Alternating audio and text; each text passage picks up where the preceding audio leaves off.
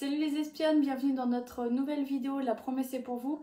Cette semaine, on va parler donc du proverbe 31. Je vous invite d'ailleurs à le lire tout de suite. Mettez la vidéo sur pause et allez ouvrir votre Bible dans Proverbe 31, c'est le dernier chapitre. Et on se retrouve juste après pour la suite. On va juste relire ensemble le premier verset. Qui peut trouver une femme vertueuse? Elle a bien plus de valeur que les perles. Et en fait, ce premier verset montre que ce passage entier, ce chapitre entier, est adressé à vous, messieurs, en premier. Et c'est un homme qui l'a écrit, Lemuel. Et donc c'est lui qui a écrit ce passage-là, c'est les instructions qu'il a reçues lui-même de sa mère. Et il les donne aussi pour que tous les hommes puissent en profiter et puissent trouver une vraie femme vertueuse. Et tout ce passage-là, souvent, est un petit peu mal interprété pour les femmes. Et c'est plus devenu des fois une pression ou comme un joug qu'on peut se mettre sur les épaules et se dire bah, il faut que je respecte toutes les étapes de sa vie, tout ce qu'elle fait, toutes les activités qu'elle a, etc. pour être cette femme de valeur. Et bien j'aimerais vous dire que cette version-là est fausse et mal interprétée puisque c'est pas du tout le sujet dans ce passage-là et la manière dont on doit l'aborder, bien au contraire.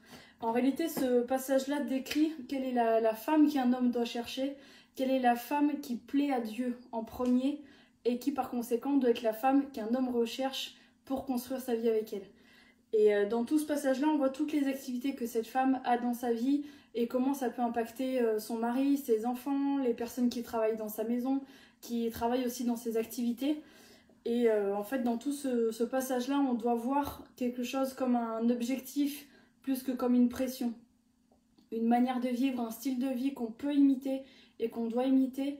Mais simplement, c'est pas un passage qu'on doit vivre avec pression, mais qu'on doit regarder aux yeux de la grâce de Dieu qui nous permet justement d'atteindre ce style de vie qu'a cette femme merveilleuse et de pouvoir vraiment l'appliquer dans notre quotidien, dans nos relations avec les autres. Voilà, donc ne voyez pas ce passage-là comme une pression, mais plus comme un passage sur lequel vous pouvez vous appuyer à tout moment, dans toutes les situations. On voit des passages avec des choses vraiment très quotidiennes, la manière dont elle gère sa maison, la manière dont elle gère des projets qui ont une envergure un peu plus importante, la relation qu'elle peut avoir avec ses enfants, avec son mari. Et en fait, dans tous ces domaines-là, on ne doit pas avoir une pression supplémentaire, mais au contraire, on peut vraiment s'appuyer sur la parole de Dieu, s'appuyer sur ce passage-là, s'appuyer sur cet exemple de cette femme et suivre un petit peu son style de vie, sa manière de faire pour pouvoir vraiment faire grandir notre vie et avoir une vie à l'image de Dieu, à l'image de sa parole, à l'image de sa volonté. Et c'est dans ce sens-là que je voudrais vous encourager aujourd'hui.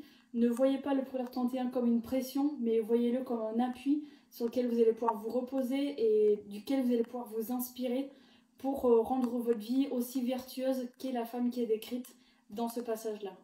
A très bientôt pour une nouvelle vidéo sur le Proverbe 31.